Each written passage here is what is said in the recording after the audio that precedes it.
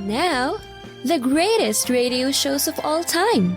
Suspense. The Shadow Node. Washington calling David Harding, counter-spy. Classic radio theater. The Great Gildersleeve. Fibber McGee and Molly. Dragnet. Gunsmoke. The Lone Ranger.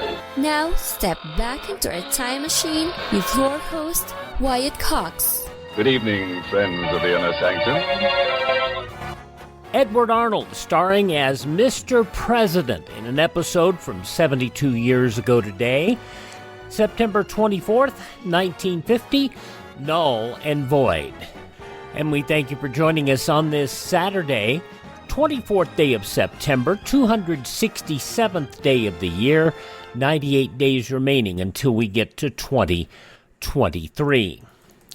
The Office of the Attorney General, established on this date in 1789, along with the Post Office, word has it that 3 of those letters that were sent the first day actually arrived yesterday. Gold prices plummeted on this date in 1869 after Ulysses S. Grant ordered the Treasury to sell large quantities of gold after James J. Gould and James Fisk plotted to control the market. It was on this date in 1890 the Church of Jesus Christ of Latter-day Saints officially renounced polygamy. In 1906, President Teddy Roosevelt proclaimed Devil's Tower in Wyoming the nation's first national monument.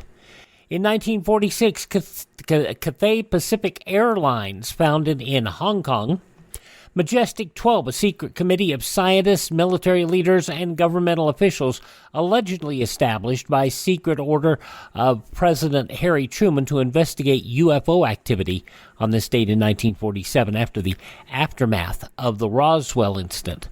The Honda Motor Company, founded on this date in 1948, President Eisenhower sent 101st Airborne Division troops to Little Rock, Arkansas on this date in 1957 to enforce desegregation. How far have we come? The USS Enterprise, the first nuclear-powered aircraft carrier, launched on this date in 1960. The final episode of Howdy Doody airing on this date also in 1960. On this date in 1962, the U.S. Court of Appeals ordered the University of Mississippi to admit James Meredith, the first African-American student at the University of Mississippi. Munsters premiered on this date in 1964, 70 episodes produced. It was canceled after ratings dropped to a low due to the premiere of ABC's Batman, which was in color. Though ratings were low in its initial 2-year run, the Munsters found a large audience in syndication. It warranted a spin-off, several films, including one theatrical release. President Clinton signed the Comprehensive Nuclear Test Ban Treaty on this date in 1996. It was on this date in 2007, Iranian President Mahmoud Ahmadinejad gave a controversial speech on the campus of Columbia University. And in 2019, an impeachment inquiry initiated by the House against President Trump. The inquiry would pass the House but fail in the Senate, both votes strictly along party lines. Now, passing away on this date in history, the daughter of Winston Churchill, Sarah Churchill, who is an actress. Also Commissioner Gordon on the 1960s Batman, Neil Hamilton. And Theodore Geisel, Dr. Seuss. This is the birth date of brewer Sir Arthur Guinness, novelist F. Scott Fitzgerald, from Three's Company and the Ropers, Audra Lindley, Mrs. Roper, Dayton Allen from The Steve Allen Show, from General Hospital and the Jackie Gleason Show from 1966 to 1970 as Alice, Sheila McRae. Also, actor-singer Anthony Newley, What Kind of Fool Am I? Puppeteer Jim Henson, born on this date. Singer Linda McCartney. Jerry Marsden of Jerry and the Pacemakers, and Phil Hartman, all born on this date in history. Happy birthday number 77 to Lou Dobbs. From Hercules and Andromeda, Kevin Sorbo, 64. Food Network chef Robert Irvine, who is married to pro wrestler Gail Kim, 57 today. WWE chairwoman Stephanie McMahon Levesque, 46 today. From Teen Wolf and Mad Men, Ian Bowen is 46. The 2015 Miss Universe, Pia Wurzbach, 33 years of age. And from Pitch Perfect, Ben Platt is 29, and WWE Sonya Deville also 29. Those just a few of the people celebrating the 24th day of September as their birthday. And if this happens to be your birthday... Hi, we're the Four Freshmen, and we just want to say, Happy birthday to you! And from 72 years ago today, September 24th, 1950, Edward Arnold as Mr. President. Thank you for tuning in on this Saturday edition of Classic Radio Theater with Wyatt Cox on your favorite radio station. You know, it's true. Difficult times have a way of focusing us. We have to think about what matters most when it comes to our spending, our health care. No doubt. This is why so many people are joining Medishare right now. Medishare is a trusted way to save up to 50% on your monthly healthcare costs. More than 400,000 people have already made the switch. It's pretty obvious why, too, especially now during this challenging season with healthcare costs and out-of-pocket expenses going up. Medishare can save you a lot of money. The typical family saves $500 a month. And Medishare is a Christian healthcare sharing ministry that's worked beautifully for 29 years. There are different options to choose from to fit your budget. I'll give you the number here in a second, and if you call, you can get a price within 2 minutes. Maybe now is the perfect time to make the switch and start saving. Here you go. Call 833-34-BIBLE. That's 833-34-BIBLE. 833-34-BIBLE. Thanks for spending part of your Saturday with us here on Classic Radio Theater with Wyatt Cox. Yes, that is me. But the question is, you know who I am. Who is Mr. President? Now, each episode of this show was built around one of, at the time, 32 presidents of the United States. The problem is, the president is not specifically identified until the last 2 minutes of the show. So what you have to do is, based on facts that occurred during the administration of Mr. President, which of the 32 presidents this is. It's a nice quiz, and I doubt that many of our youngsters these days could figure it out without the help of Google. So let us listen to this episode of Mr. President, the episode entitled Null and Void, and it was originally broadcast September 24th, 1950, 72 years ago today. If I should lose the election, I can only say my responsibility while I fill this chair is not to ensure re-election, but to preserve the Union.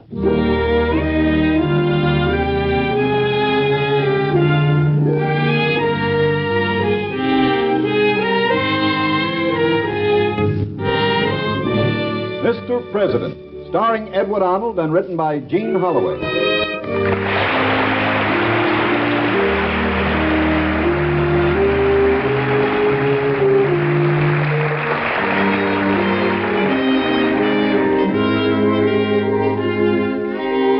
Mr. President, at home in the White House, the elected leader of our people, our fellow citizen and neighbor. These are little-known stories of the men who've lived in the White House. Dramatic, exciting events in their lives that you and I so rarely hear. True human stories of Mr. President.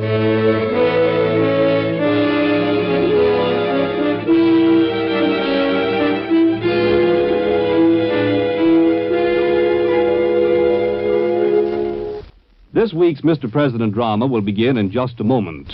But first, a word about our purpose in presenting this series. To Americans, there are no more stirring stories in the world than the stories of the lives of the men who became presidents of the United States. Their deeds are sources of inspiration and courage to young and old alike. People today are more interested than ever to know the intimate, interesting, and inspiring facts about the lives of their presidents, the men who became the leaders of their country.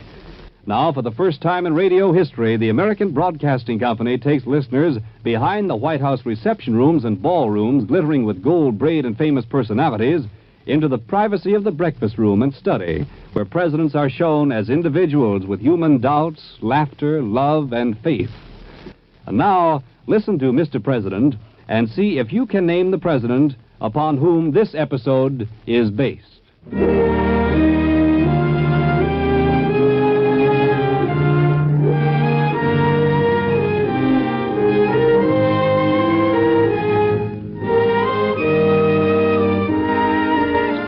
Here's a story that happened a few years ago in Washington. Listen closely and see if you can tell who the president was. It was a busy day in Washington, and everyone wanted to see the president.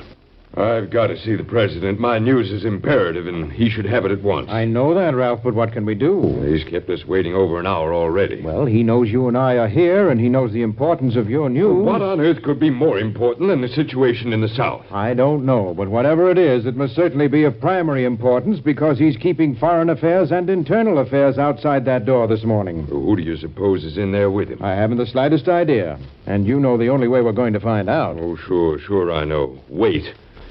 I'd like to be a mouse in the corner in there right now. So would I.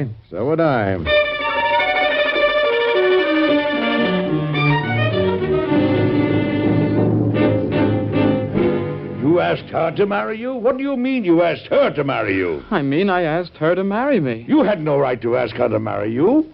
No gentleman asks a girl to marry him. He doesn't? No, he does not. He asks her father. Well, I don't want to marry her father. Now, son, don't be contrary.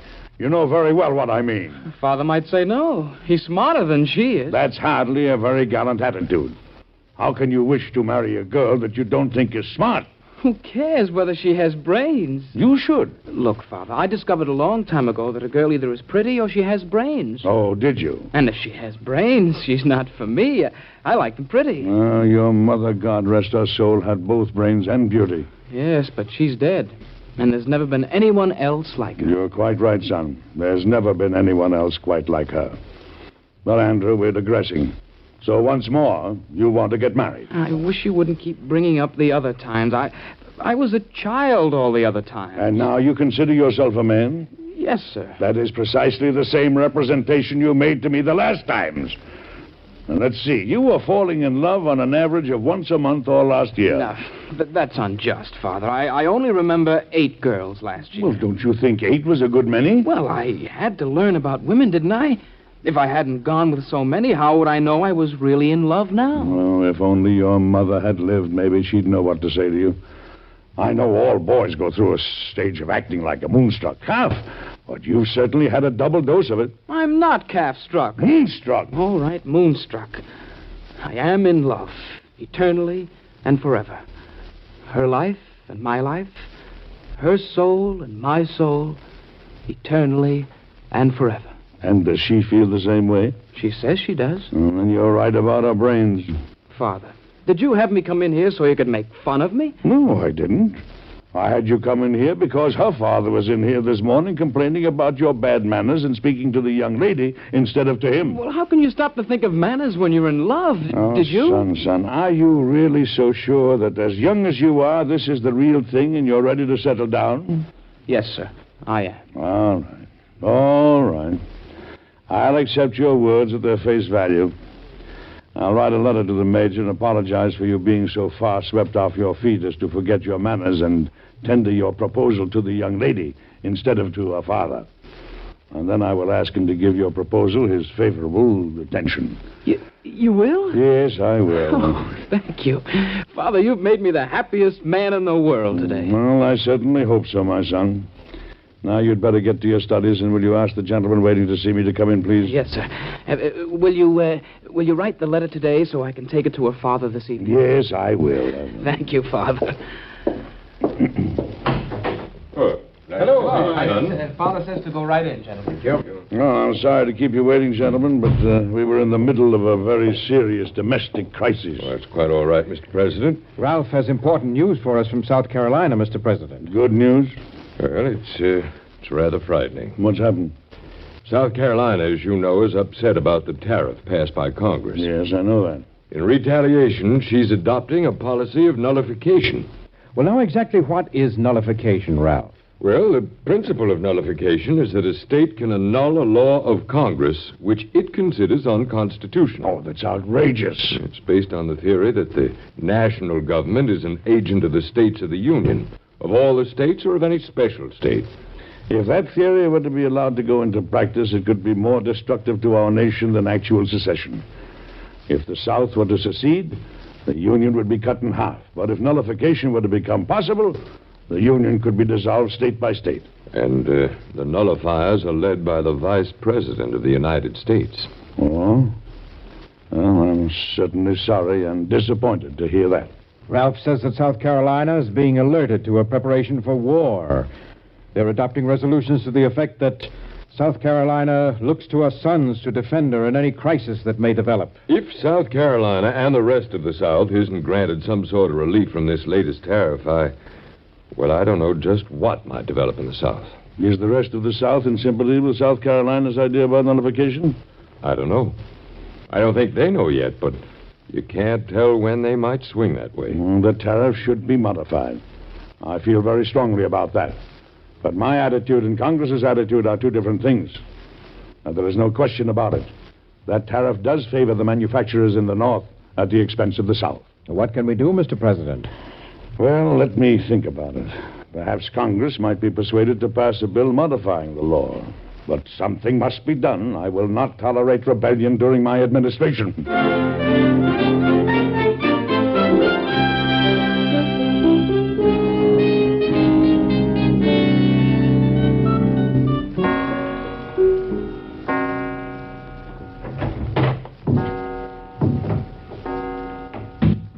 Is that you, son? Yes, it's me, all right. Well, come in and sit down for a minute. I've got a nice fire here. If you don't mind, I'm not feeling very good, Father. Well, come in and sit a minute. Is something wrong? Yes. I'm through with women. Forever, completely, irrevocably. Oh, no. Let's talk about There's no this. use trying to persuade me to change my mind. My mind is made up. I may go into a monastery. Did you take the letter to the Major? Yes, I took it. What happened? Did he say no? She said no. Oh, well, I'm sorry to hear that. Yesterday, she said our lives would be forever one. She said it, and I believed it. Did you remind her of that? I certainly did. And she said, oh, that was yesterday. And someone said women are deceivers ever. And he sure knew whereof he spake. Spoke. Don't change the subject. All right, spake. You're so right. And to think I thought I loved her. Well, life certainly shows us, doesn't it? Yes, sometimes it does. Now, son, you know, you've just helped me solve a problem that was worrying me. Really? Well, I'm always glad to help you, Father. Yes, you have. All evening I've been sitting here worrying about what to do about a situation in South Carolina. But I think the best thing to do might be to do nothing. And just see if life doesn't show them the error of their ways, too. Maybe I'll go abroad and be a hired soldier. Son, how about helping me out on something? What? Well, things haven't been going too well on the farm with neither you or me there. I wish you'd go down and keep an eye on things for me. Oh, you don't really need me.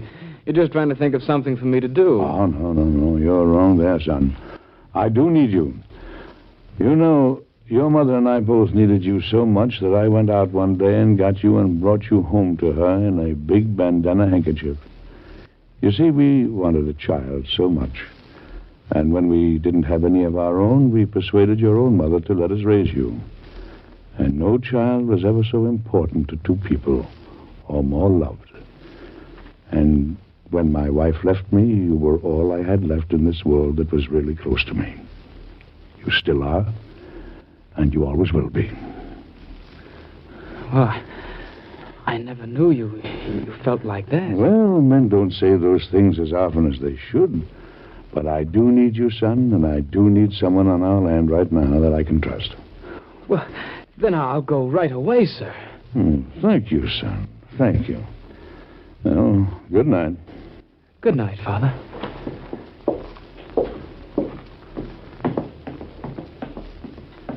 Dear God, you helped me with him. Now help me with South Carolina.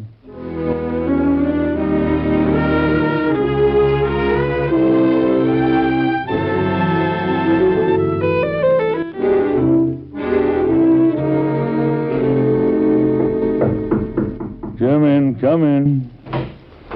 Good morning, Mr. President. Good morning, Charles. Come and sit down. I was just finishing reading a letter from the boy. How are things on the farm? He says they're going well. I hope I can manage a trip down there soon. You see, when you... Oh, no, I can't bear it. I really can't bear it. What's wrong? Listen to this. I've met a girl. Oh, no. Oh, yes. Her name is Flora, he writes. And she is all that any woman ought to be, and no woman ever was before. This is the real thing. This is forever. Our souls have met and recognized each other. Charles, I don't know what I'm going to do with that boy. Well, you know, if he doesn't watch out, he's liable to end up married. I really don't know which is more of a problem, my son or South Carolina. Well, Congress did pass a modification of the tariff, as you asked. This wasn't as much as the radicals asked for, but it certainly offered a better basis for discussion. But it hasn't stopped the nullifiers. It hasn't? No. Robert Hayne and a majority of the South Carolina delegation have issued a paper that they're calling an address, asking their constituents whether their liberties should be tamely surrendered without a struggle. How much do they think we can give? They want to know whether their liberties should be tamely surrendered without a struggle or transmitted undiminished to posterity. Well, I want word sent to the delegates from South Carolina before they leave for home. When they get to South Carolina, they can tell the nullifiers for me that they can talk and write resolutions and print threats to their heart's content. But if one drop of blood be shed there in defiance of the laws of the United States, I will hang the first man of them I can get my hands on to the first tree I can find. September 24th, 1950, Mr. President on Classic Radio Theater with Wyatt Cox. The news from 72 years ago today is next. Has someone in your family lost a job recently, and now you can't afford your mortgage payment? Or do you have a rental property and your tenants aren't paying you? We can come to the rescue and pay you cash for your home immediately. Yes, sell your home and get cash all over the phone without dealing with real estate agents or having to waste time showing your home to lukewarm buyers. You don't need to lose your house to foreclosure. If you have equity in your home, we'll buy your home and give you cash within days, all in a simple over-the-phone and virtual process. Call now before your situation gets worse. Sell a home you can't afford or just need anymore and get the cash you need today. Call this number now. 800-477-4612. 800-477-4612. 800-477-4612. That's 800-477-4612. Paid for by Want to Sell.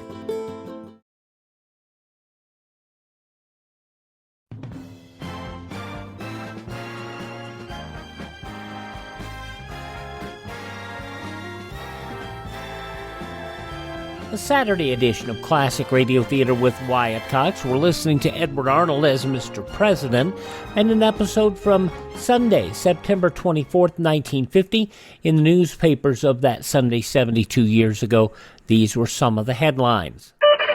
The $4.7 billion war tax bill, adding new and heavy obligations to individuals and corporations, became law late yesterday with President Truman's signature.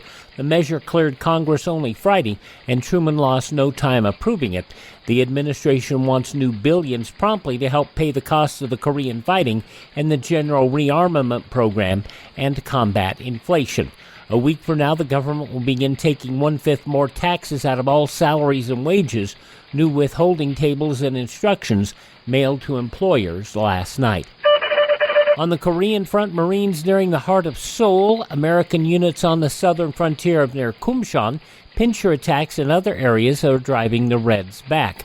Meanwhile, Moscow broadcasts report of alleged new attacks on communist China territories by U.S. planes. The Senate yesterday overrode President Truman's veto of a hard-boiled set of communist controls. A smashing 57-10 vote made them the law of the land.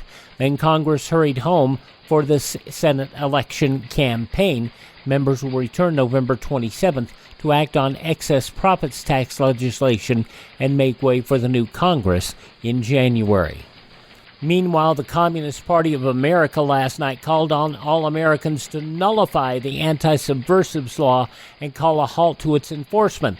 The party said in a statement yesterday that passage of the bill over the president's veto does not mean that all is now lost and fascism has come to power in the United States. 71-year-old Wilmer B. Brinton has been ordered to report for military service in his 4th major war. Brinton, who came out of the last war as a colonel, is a Seattle mortician and will be assigned to the Graves registration at Fort Mason, California. Brinton enlisted 52 years ago. He was a buck private when he marched up Market Street in San Francisco with other homecoming veterans of the Spanish-American War. And if you were a boy, you'd probably have the urge to do just what Robert Price II did in Long Beach. Robert told police he found a steamroller near a partially constructed school building. He climbed aboard, pushed a button, wiggled some gears, started off across country like an American tank routing a bunch of Reds in Korea. All went well until a 2-inch water pipe got in the way of his tank, broke, and flooded the countryside. Juvenile authorities are going to talk it over with Robert later. Those some of the day's top news stories as reported in the newspapers of Sunday, September 24th, 1950. On your radio, Mr. President, starring Edward Arnold, which continues now on Classic Radio Theater with Wyatt Cox. Well, you'd hardly go that far, Mr. President. Wouldn't I? When I begin to start to talk about hanging, Charles, you can begin to look for the ropes. All right, I'll convey that message to South Carolina. Now, what message are you going to convey to your son? I'm going to tell my son not to dare fall in love again without my express permission.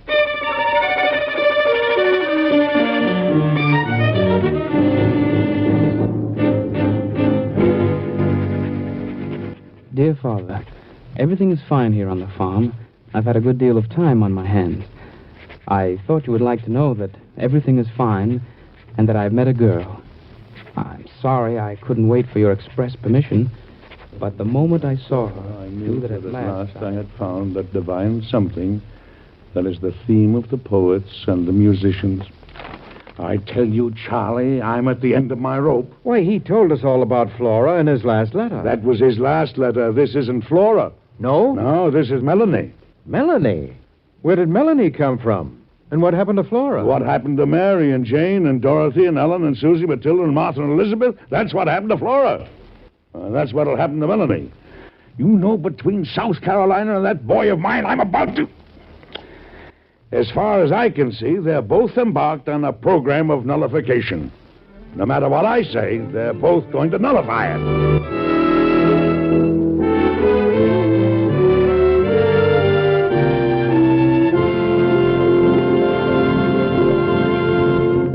In just a moment, we'll come back to Edward Arnold and Mr. President.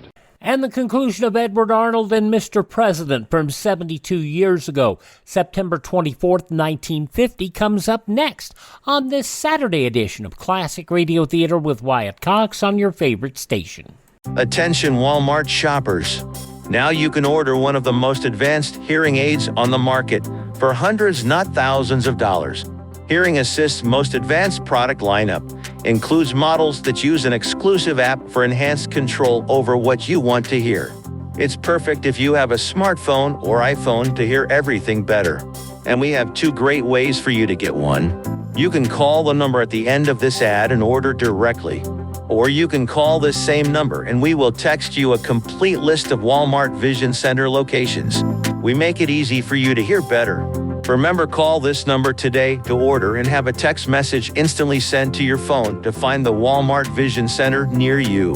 Here's that special number. Call 800-360-0597. 800-360-0597. 800-360-0597. That's 800-360-0597. On Sunday's Classic Radio Theater, we head to the comics, The Adventures of Archie Andrews, starring Bob Hastings, from September 25th, 1948, 74 years ago. Archie's gotten 2 free tickets to the movies at the Bijou Theater, but it's not going to be anywhere near as easy as that would sound. You know it will be. The Adventures of Archie Andrews tomorrow on Classic Radio Theater, but right now the conclusion of Mr. President, starring Edward Arnold, 72 years ago today, September 24th, 1950. Have you figured out which president this is yet?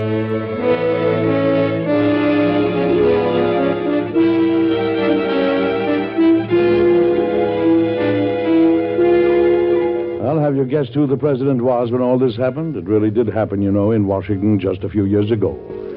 Times were hectic in Washington, and the president was continually faced with new problems.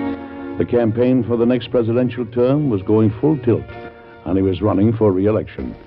The nullifiers were all taking pot shots at him, and right in the middle of a very worried day, he received a letter from his son.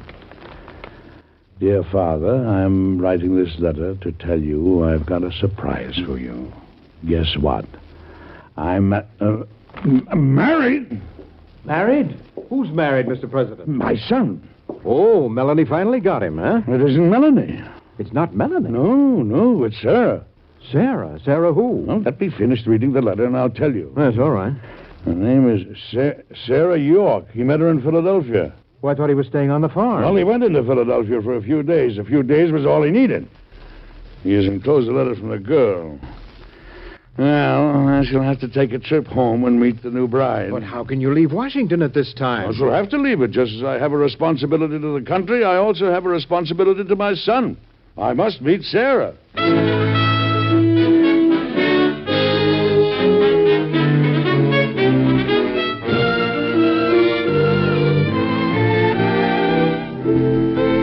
How do you do, Mr. President?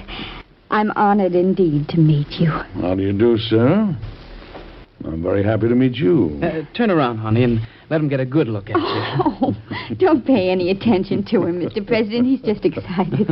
Oh, it was very kind of you to let us stay here on the farm. I've done my best to keep things the way I thought you'd like them. Well, from what I've seen so far, you've done an excellent job. Oh, now, you must be tired after your journey. Your rooms are waiting whenever you're ready for them. Well, thank you. If you don't mind, I think I would like to rest a while. Father, isn't she wonderful? You're luckier than you deserve, son. I'll say that much. Come on, Mr. President. I'll unpack those bags for you. Thank you, my dear.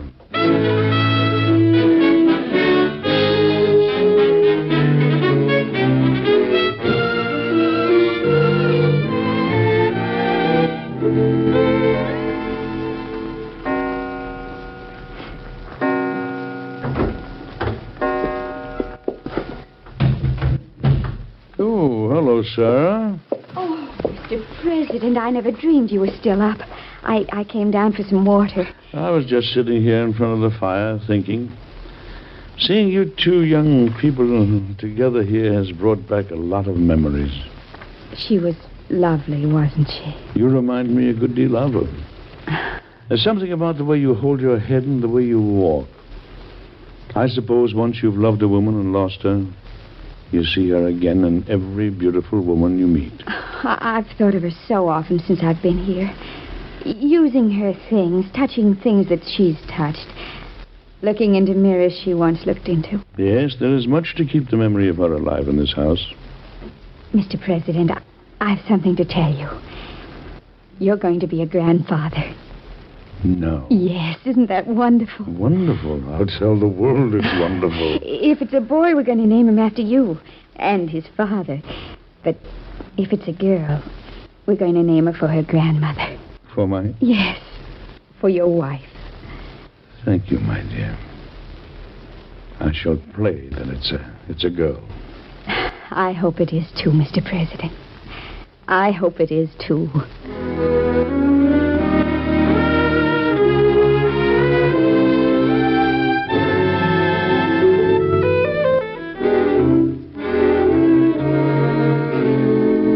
Well, goodbye, Father. Goodbye, my son. And say, I thought you told me pretty girls never had brains. You've got the smartest, prettiest wife I ever saw, except for the one I married. Oh, Mr. President, please don't tell him I've got brains. I've been keeping it from him. Now, Sarah, drink a lot of milk. Yes, Mr. President. I need plenty of eggs. I will. And get plenty of rest. And thank you. Thank you for marrying this foolish son of mine. Hey! Thank you for raising him so I could marry him. Goodbye. Bye, Dad. Don't let South Carolina secede from the Union. Don't you worry. No state is going to secede from the Union while I'm president. And win the election. I intend to win the election, son. I intend to win it.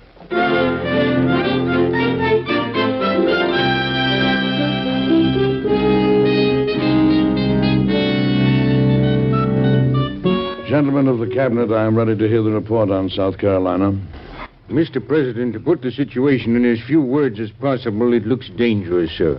We can't get any sort of an accurate report from the customs houses down there. The nullifiers have asked for a convention to declare nullification of the revenue laws, and They've asked for troops to defend the state against federal aggression. I see. Well, gentlemen, the Navy is ready for sea duty. I've ordered the garrisons at Charleston changed so that they would be in the hands of officers we know to be loyal. And we are ready for any surprise attacks. Mr. President, we are concerned as to how the situation in South Carolina will affect the election. Well, I believe the situation in South Carolina in time will solve itself, to the satisfaction of South Carolina as well as to our satisfaction. And I don't believe the situation will in any way affect the election. Well, a lot of people are certainly trying to use it against you, Mr. President. I have long since stopped worrying about the things people are using against me. If I should be mistaken, if I should lose the election, I can only say my responsibility while I fill this chair is not to ensure my re-election, but to preserve the Union. I will preserve it without blood if possible, but if not, it must be preserved at all hazards and at any price.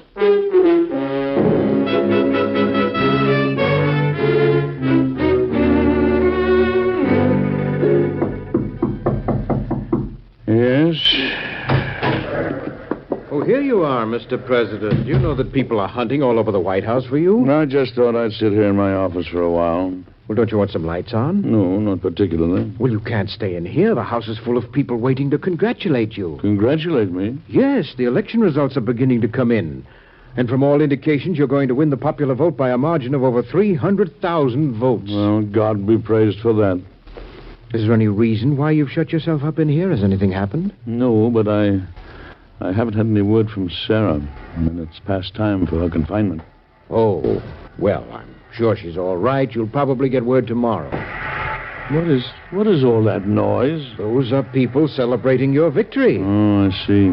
Well, I thought you'd be happy about it. I'm proud, but I'm not really happy. I'd like to retire to the farm. Well, one thing. This plurality of votes will help me solve the nullification problem. There's a letter on the desk from Joel Poinsett, our union leader down there. He wants grenades and small rockets. He says they're good for street fighting. I've been working on a message to Congress, too. Turn up the lamp. I'll read you part of it, if you like. I'd like to hear it. I have said here that nullification is an practical absurdity, and that if this doctrine had been established at an earlier day, the Union would have been dissolved in its infancy. Admit this doctrine, and every law for raising revenue may be annulled. That's certainly true. I'm taking the stand that nullification is unconstitutional. The Constitution forms a government, not a league.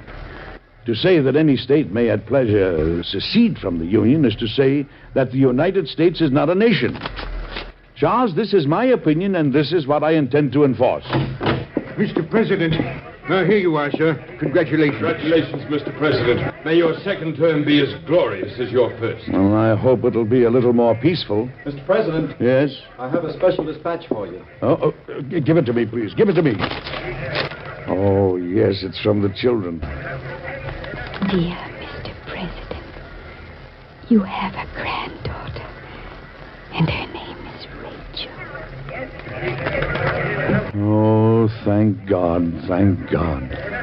Gentlemen, this letter informs me that my grandchild has been born. A girl named Rachel. Well, this has certainly been a triumphant day for you after all, Mr. President. It has been indeed. It has been a most auspicious day. Gentlemen, I am confident that we will solve the nullification problem and that all will be well with the Union. For this day has been a day I will long remember and bless as long as I live. I've been given new hours to serve and a new life to live for.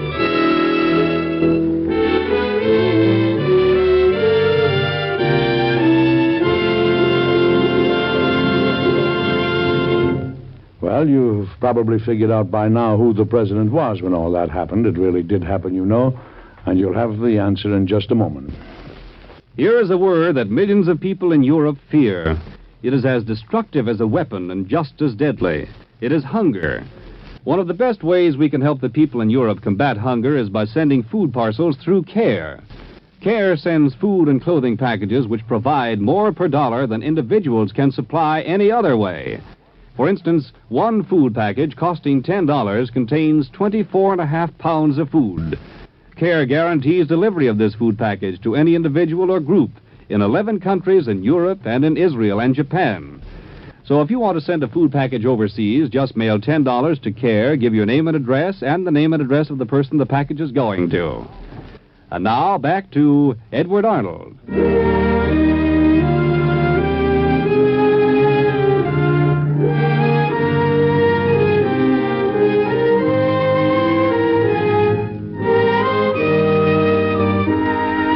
Well, Father, at last the nullification problem is settled. Are you pleased about it? No, not too pleased. At best, it was a compromise. The bills that have been passed are a strange contradiction. In one, they check the state's right to revolt. And in the other, they give them the thing they revolted for. So, in a way, South Carolina won, and in a way, I won. And it wasn't a complete victory for either one of us. I'm sorry. I wish it could have been just the way you wanted it.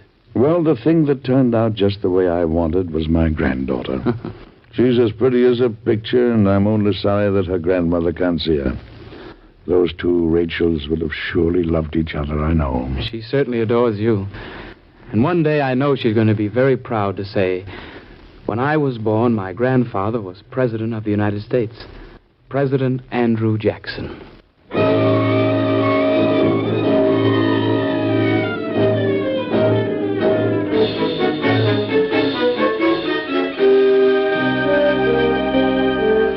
Be with us again next week, won't you, for another interesting story that happened in Washington a few years ago to Mr. President. Until then, goodbye.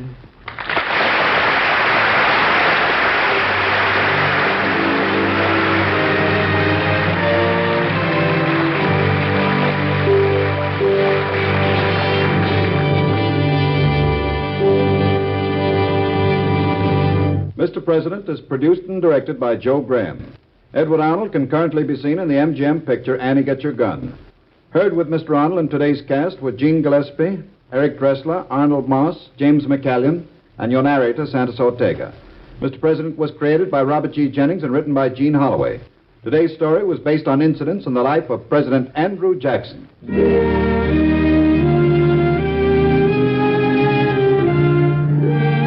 Be sure to listen again next week when the American Broadcasting Company and its affiliated stations bring you Edward Arnold with another interesting and factual story of Mr. President.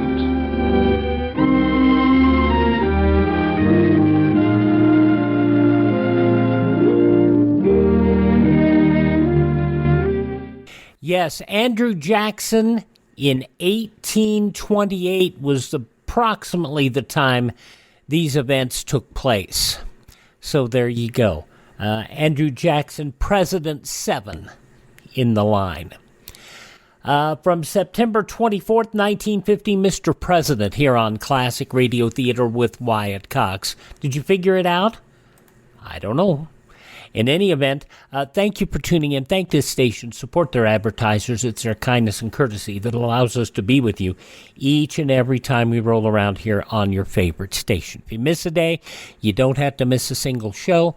Visit our webpage, classicradio.stream. That is classicradio.stream. Stream our shows on demand, learn more about classic radio collecting, and you can contact me there. We may have a disruption in our feeds coming up shortly, and if it is, I'll try to notify you of it via our social media. No social media links you can get at classicradio.stream. Thanks for tuning in. Tell all your friends great radio shows are right here at this spot on the dial.